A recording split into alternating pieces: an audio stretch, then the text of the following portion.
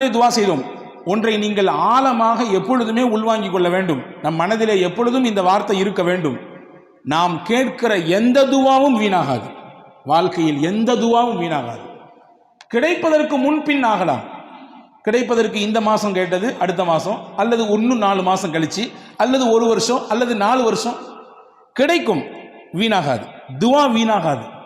நிச்சயமாக அல்லாஹ் அந்த துவாவிற்கு பதில் தருவான். ஏதோ ஒரு ரூபத்தில் தருவான். ஒன்று கேட்டதை கொடுப்பான், இல்லை என்றால் அந்த துவாவின் மூலமாக நமக்கு வர இருக்கிற ஆபத்தை பாதுகாப்பான். சொல்லி கேட்டிருக்கமா இல்லையா? நிமிஷத்தில் என் தலையே போயிருக்கும். நிமிஷத்தில் அந்த ஆக்சிடென்ட்ல நான் விழுந்திருப்பேன். 1 செகண்ட் தான், எப்படியோ தப்பிச்சேன். அது யாரோ செய்த துவா, அல்லது நாம் வாழ்க்கையிலே முன்னால் செய்த துவா. துவா வீணாகாது.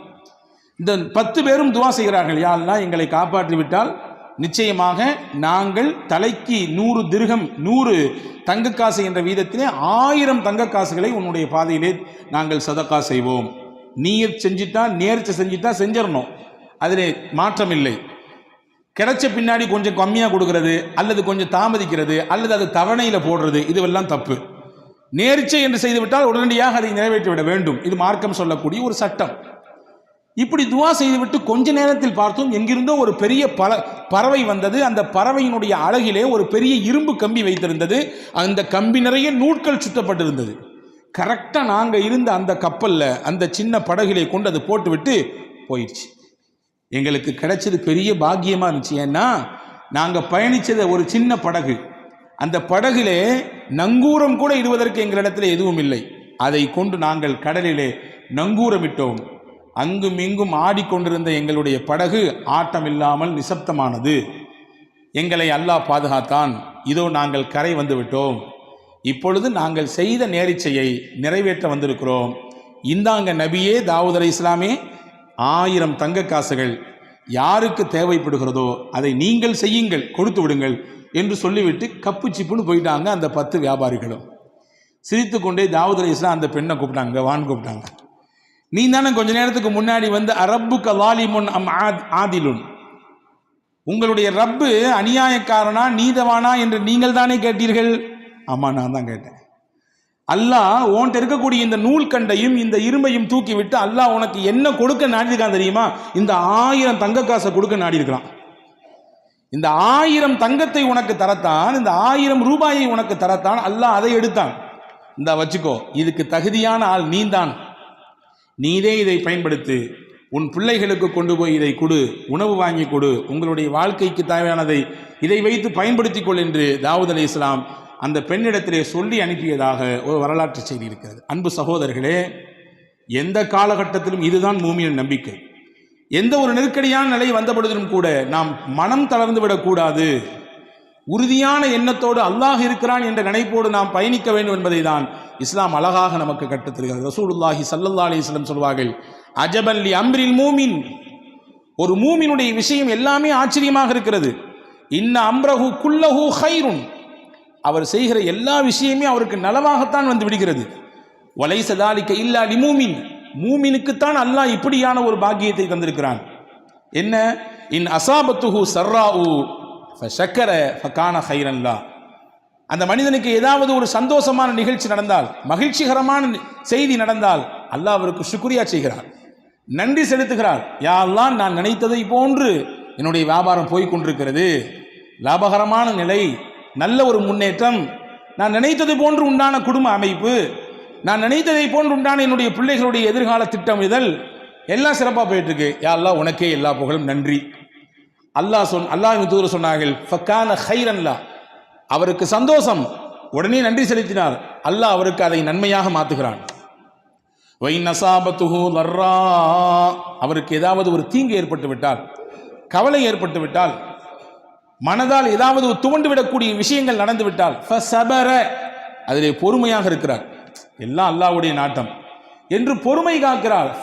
ஃபகான கைரன் லா, அந்த பொறுமை காக்கக்கூடிய விஷயமும் அவருக்கு நன்மையாக மாறுகிறது என்று நபிகள் பெருமானார் ஸல்லல்லாஹு அலைஹி வஸல்லம் அவர்கள் சொல்லித்தரக்கூடிய விஷயத்தை நாம் பார்க்கிறோம். எனவே அன்பர்களே, இன்னைக்கு கவலையினுடைய உச்சகட்டத்திலே மனிதர்கள் வாழ்வதை பார்க்கிறோம். WHO என்று சொல்லக்கூடிய வேர்ல்டு ஹெல்த் ஆர்கனைசேஷன் அது சொல்லுகிறது, உலகத்தில் எது பெரிய நோயாக எது இருக்கிறது? இதய சம்பந்தப்பட்ட நோயா, அல்லது புற்றுநோயா, அல்லது வேற ஏதாவது ஸ்ட்ரோக் மாதிரி உண்டான விஷயமா கிடையாது. ஸ்ட்ரெஸ் தான் பெரிய நோய், கவலை தான் பெரிய நோய். கவலை தான் எல்லா நோய்களுக்கும் மூலதனம் என்று சொல்கிறது. சிறுவர்களிலிருந்து பெரியவர்கள் வரை கவலையினால் பாதிக்கப்படுவதை பார்க்கிறோம். அப்படிப்பட்ட கவலையில் இருக்கக்கூடியவர்களுக்கு மாணவி ஸல்லல்லாஹு அலைஹி வஸல்லம் எந்த மாதிரியான போதனைகளை தந்திருக்கிறார்கள் என்பதை நாம் கவனிக்க வேண்டும். எனவே கவலை ஒரு மனிதனுக்கு உச்சகட்டமாக கூட கூட நல்ல நிலையில் இருப்பவரும் கூட சில நேரங்களிலே கொஞ்சம் தடுமாறி விடுகிறார் இல்லையா? பெரும் பெரும் பிரபலங்கள், பெரிய பெரிய துறை சார்ந்த வல்லுநர்கள், பெரிய பட்டதாரிகள், அவர்கள் கூட கடைசியிலே தனக்கு ஏற்படக்கூடிய இறுக்கத்தினாலே தன் வாழ்க்கையே முடிக்கக்கூடிய எல்லைக்கு போய் நிற்கிறார்கள். ஆனால் மார்க்கம் அதற்கு ஒருபொழுதும் அனுபவிக்கவே இல்லை. அல்லாஹ் அல் குர்ஆனிலே அழகாக சொன்னான். இந்த வசனங்கள் எல்லாம் நம்முடைய உள்ளத்திலே எழுதி வைக்கப்பட வேண்டிய வசனங்கள். وَلَنَبْلُوَنَّكُمْ بِشَيْءٍ مِّنَ الْخَوْفِ وَالْجُوعِ وَنَقْصٍ مِّنَ الْأَمْوَالِ وَالْأَنفُسِ وَالثَّمَرَاتِ உங்களை நாம் சோதிப்போம். எப்படி எல்லாம் சோதிப்போம்? மினல் ஹவுஃப், பயத்தை தருவோம். வல்ஜூ, பசியை கொடுப்போம்.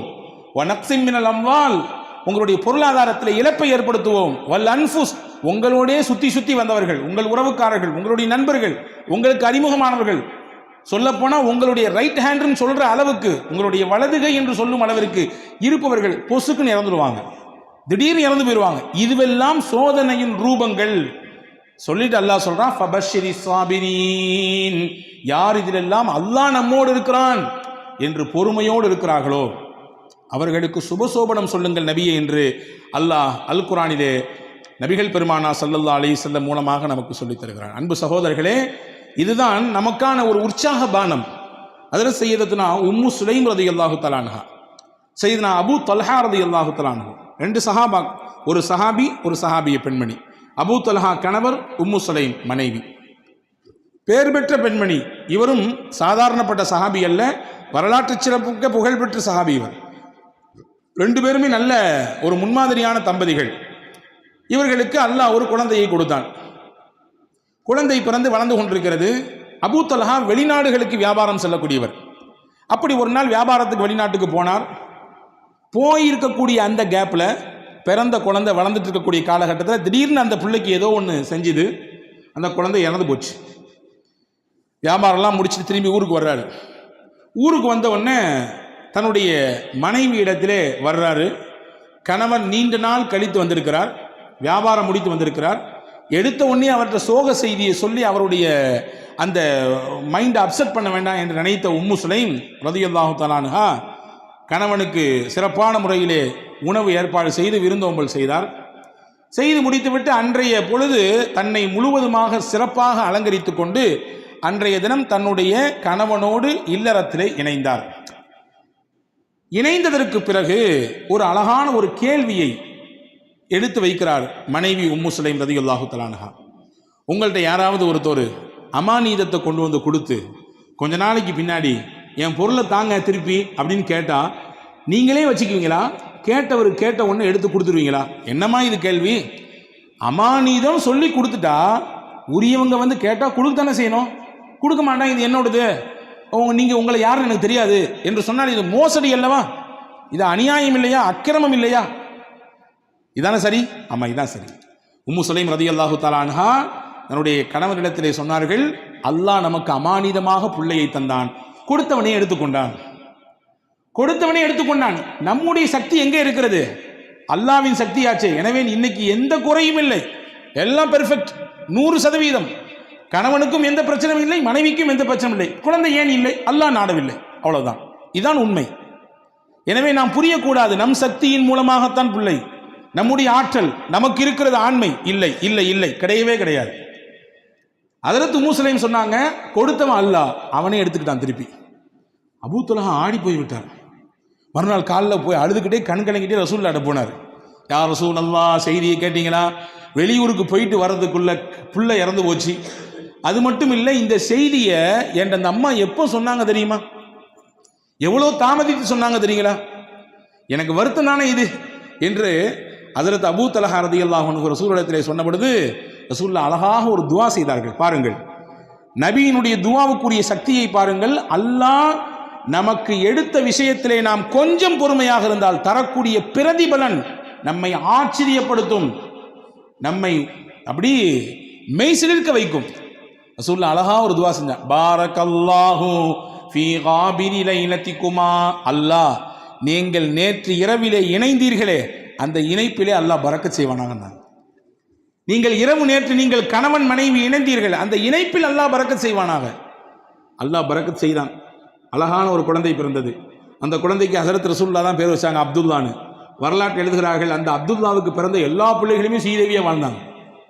பெரிய கல்வியாளர்களாக, குர்ஆனிலே மிகப்பெரிய தேர்ச்சி பெற்றவர்களாக, ஞானவான்களாக, மிகப்பெரிய செல்வாக்கு மிக்கவர்களாக அவர்கள் வாழ்ந்தார்கள் என்பதாக வரலாற்று குறிப்புகள் இருக்கிறது. அப்போ அல்லாஹ் ஒரு விஷயத்தை எடுக்கிறான்னா நம்ம கலங்கக்கூடாது, நம்பிக்கை இழந்துடக்கூடாதுங்கிறத ரப்புல் ஆலமீன் அல்லாஹு தாலா எவ்வளவு அழகாக நமக்கு எடுத்து வைக்கிறான். அதாவது சய்யிதத்துனா ஆயிஷா ரலியல்லாஹு தஆலா அன்ஹா வரலாற்றில் நீங்கள் தெரிந்து கொள்ள வேண்டிய முக்கியமான செய்தி இது. திருக்குர்ஆனிலே நூர் என்ற ஒரு அத்தியாயம் இருக்கிறது. நிச்சயமாக நாமும் படிக்க வேண்டும், வீட்டிலே இருக்கக்கூடிய பெண்களுக்கெல்லாம் படிப்பிக்க வேண்டும். அற்புதமான அத்தியாயம். அதில் சய்யிதுனா உமர் ரலியல்லாஹு அன்ஹு சொன்னார்கள், அல்லிமூ நிசாக்கும் சூரத்தன் நூர், உங்கள் வீட்டிலே இருக்கக்கூடிய பெண்களுக்கெல்லாம் சூரா நூரை சொல்லிக் கொடுங்கன்னா. பெண்களுக்கு தேவையான அத்தனை விஷயங்களையும் அல்லாஹ் சொல்லுகிறான். எங்க ஹஜ்ரத் ஓதுறதே பெருசா இருக்குது, எங்கிட்டு போய் அதுலேருந்து படிச்சு கொடுக்குறது, அதுலேருந்து இல்லை கருத்தை எப்படி உள்வாங்கிக் கொள்வது, அவ்வளவு செய்திகள் இருக்குது. சின்ன சூறா தான்.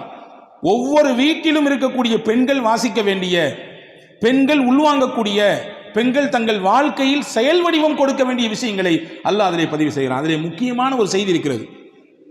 இஃப்கா ஆயிஷா என்று சொல்வார்கள். அல்லாஹு தாலா அதில் சய்யிதுனா முஹம்மது ரசூலுல்லாஹி ஸல்லல்லாஹு அலைஹி வஸல்லம் துணைவியார் விஷயத்திலே ஏற்பட்ட ஒரு அவதூறு, அந்த அவதூறை களைவதற்காக வேண்டி அல்லாஹ் ஒரு 10 வசனத்தை தந்தான். என்ன அவதூறு நான் பலமுறை உங்களுக்கு சொல்லியிருக்கிறேன், ஞாபகம் இருக்கலாம். நான் ஒரு கோடு மட்டும் போட்டு காட்டுகிறேன். போருக்கு போய் திரும்பி வரக்கூடிய நேரத்தில் எல்லாரும் போய்விட்டார்கள். அதில் ஆயிஷா அம்மாவட்டும் சுய தேவையை முடிச்சுட்டு வர்றதுக்குள்ளார எல்லாரும் காலி. கடைசியில் எல்லாத்தையும் பார்க்கறதுக்காக நியமிக்கப்பட்டவர், ஏதாவது தவறவிடப்பட்டதா என்பதை பார்ப்பதற்கு நியமிக்கப்பட்ட சஃப்வான் மட்டும்தான் இருந்தார். ரசூலுல்லாஹி ஸல்லல்லாஹு அலைஹி வஸல்லம் அன்பு தோழர் சஹாபி ரலியல்லாஹு அன்ஹு. இவங்க ஆயிஷா அம்மாவை கண்டு ரசூலுல்லாஹ்வுடைய துணைவியார் என்பதை உறுதி செய்து தான் வந்த ஒட்டகையை அமர்த்தி வைத்து அதில் மேலே ஆயிஷா அம்மாவை உட்கார வச்சு கீழே பிடிச்சிட்டு நடந்து வந்தாங்க. ஒட்டகத்தினுடைய கயிறை பிடித்து கொண்டு நடந்து வந்தார்கள். மதீனாவுக்குள்ள என்ட்ரி ஆகும்போது முனாஃபிக்கின்கள்லாம் லட்டு சாப்பிட்ற மாதிரி இருந்துச்சு இந்த நிகழ்ச்சி, அல்வா சாப்பிட்ற மாதிரி. என்ன, எல்லாரும் போயாச்சு, முகமது ரசூலுல்லாஹ்வுடைய துணைவியார் மேலே உட்கார்ந்துருக்காங்க, கீழே வர்றது ஒரு அந்நிய ஆண் சஃப்வான். இதை அப்படி முடிச்சு போட்டு, பொதுவாகவே தானே இயல்பு தானே, நல்ல விஷயம் ஸ்லோவாக போகும், அதே கெட்ட விஷயம் அப்படி தாறுமாறாக பரவும் இல்லையா, தீயா பரவும். இப்படி தீயாக பரவியது மதீனா முழுக்க. நாயகத்தின் துணைவியார் அன்னை ஆயிஷாவையும் ஹஜ்ரத் சய்யிதுனா சஃப்வான் ரலியல்லாஹுவையும் இணைத்து தப்பு தப்பாக பேச்சு. அல்லாஹ் இந்த நிகழ்ச்சி நீண்ட பட்டியல். அல்லாஹ் இதில் யாரெல்லாம் பங்கெடுத்தார்களோ அவர்களுக்கெல்லாம் உலகத்திலும் சோதனையை கொடுத்தான், ஆகிரத்திலும் நிச்சயமாக அதற்கான வேதனை உண்டு என்று குர்ஆனிலே சொன்னான். இந்த நிகழ்ச்சிக்கு அல்லாஹ் பாடம் சொன்னான். அல்லாஹ் பாடம் சொன்னான், இது இல்லை, ஆயிஷா அம்மா மீது எந்த குற்றமும் கிடையாது, அவங்க பத்தினி, 10 மாத்து தங்கம், அவர்கள் ஒரு தூசு கூட அவர்கள் மீது படவில்லை, அவ்வளவு தூய்மையானவங்க. ஏன்னா தூய்மையானவர்களாக இருப்பதினாலே தான் நாயகத்திற்கு அல்லாஹ் துணைவியாக தேர்வு செய்தான், நாயகத்திற்கு மனைவியாக அல்லாஹ் தேர்வு செய்தான். அல்லாஹ்வால் தேர்வு செய்யப்பட்ட முடிவு அது. எனவே அவர்கள் 100% தூய்மையானவர்கள் அப்படிங்கிறத அல்லாஹ் குர்ஆனிலே 10 வசனங்களை கொடுத்து சொன்னான். இதில் என்ன செய்தினா, இந்த வசனங்களை துவங்கும் போது அல்லாஹ் துவங்குறான் பாருங்க. இன்னல்லதீன ஜாஊ பில் இஃப்கி உஸ்பத்தும் மின்கும் லா தஹ்ஸபூஹு ஷர்ரல் லக்கும் பல் ஹுவ கைருல் லக்கும். நபியே, அவதூறாக உங்கள் துணைவியாரின் மீது இட்டுக்கட்டி தேவையில்லாத பணிகளை சுமத்தி கொண்டு சில மக்கள் இந்த தெருவிலே ஊரிலே நடமாடி கொண்டிருக்கிறார்கள். லா தஹ்ஸபூஹு ஷர்ரல் லக்கும், இதை தீங்கு கெடுதி என்று நீங்க நினைக்காதீங்க. பல் ஹுவ கைருல் லக்கும், இது நன்மைன்றான் அல்லாஹ், இது நல்லதுன்றான். எப்படிங்க நன்மை? ரசூலுல்லாஹ்வுடைய குடும்பத்தின் மீது இப்படி பழி சுமத்திட்டாங்க, பொறுக்குமா? நமக்கு தாங்குமா? தாங்காது. அல்லாஹ் சொல்றான் நன்மை. எப்படி நன்மை? எப்படி நன்மை தெரியுமா? நாயகம் இருக்கும் காலத்திலேயே இந்த நிகழ்ச்சி நடந்தது. எனவே அல்லாஹ் அருள் வசனங்கள் இறக்கி உண்மைப்படுத்திட்டான், தூய்மைப்படுத்திட்டான். எந்த பிரச்சனையும் கிடையாது, 100% ரொம்ப தூய்மையானவர்கள் அப்படிங்கிறத அல்லாஹ் குர்ஆனின் மூலமாக நிரூபித்தான். இந்த குர்ஆன் நபியின் காலத்திலே இறங்கியது அந்த வசனம். இன்னைக்கு நம்ம பேசுறோம், நாளைக்கு பேசுவாங்க, 10 வருஷம் கழிச்சு பேசுவாங்க, 100 வருஷம் கழிச்சு பேசுவாங்க. உலக அழிவு நாள் வரை நாயகத்தினுடைய துணைவியார் தூய்மையானவர்கள் தூய்மையானவர்கள் தூய்மையானவர்கள் பேசிக்கொண்டே இருப்பார்கள். வச்சுக்கங்களேன், ஒரு சின்ன கற்பனை. இதே நிகழ்ச்சி நாயகத்தின் வஃபாத்துக்கு பின்னால் நடந்திருந்தால், நாயகத்தினுடைய ஹயாத்துக்கு பின்னால் நடந்திருந்தால், அது இல்லைங்கிறத ப்ரூஃப் பண்ணிடலாம், வேற விஷயம். ஆனா குர்ஆன் வந்திருக்குது. குர்ஆனினுடைய வசனம் யாரோடு முடிந்து போனது? நாயகத்தோடு முடிந்து போனது. ரசூலுல்லாஹ்வுடைய ஹயாத்தோடு அவர்களுடைய முடிவு குர்ஆனும் கத்தம் ஆயிடுச்சு. வஹி வராது. வஹி வரக்கூடிய காலத்திலேயே இந்த ஒரு செய்தி நடந்து, இப்படிலாம் கிடையாது, 100% பியூர், உங்க வீட்டு துணைவியார்கள் எல்லாம் அவ்வளவு தூய்மையார்கள் அப்படிங்கிறத அல்லாஹு தாலா அருமையான முறையிலே இங்கே உலக மக்களுக்கு பறைசாட்டினான். எனவே இது நன்மைதான், தீமைன்னு நினைக்காதீங்கன்னு அல்லாஹ் சொன்னான். அன்பர்களே, நாம் பார்க்கக்கூடிய விதத்தில் தான் இருக்கிறது. நமக்கு வரக்கூடிய விஷயங்கள் எப்படியானது என்பதை நாம் பார்க்கிற விஷயத்தில் தான் இருக்கிறது. கொஞ்சம் நமக்கு ஏற்படக்கூடிய சிரமங்களில் கஷ்டங்களில் கொஞ்சம் பொறுமையாக இருந்தால் அல்லாஹ் அதற்கு மிகச்சிறந்த பகரத்தை தருவான். ஒரு நிகழ்ச்சியை சொல்லுகிறேன் பாருங்கள். அபூ தல்ஹா ரதியல்லாஹு தஆலா அன்ஹு என்ற ஒரு சஹாபி, நபி ஸல்லல்லாஹு உம்மு சலமா ரதியல்லாஹு தஆலா அன்ஹா, அபூ சலமா ரதியல்லாஹு தஆலா அன்ஹா, இவங்க ரெண்டு பேரும் கணவன் மனைவி. அதே நேரத்தில் சிறந்த கணவன் மனைவி.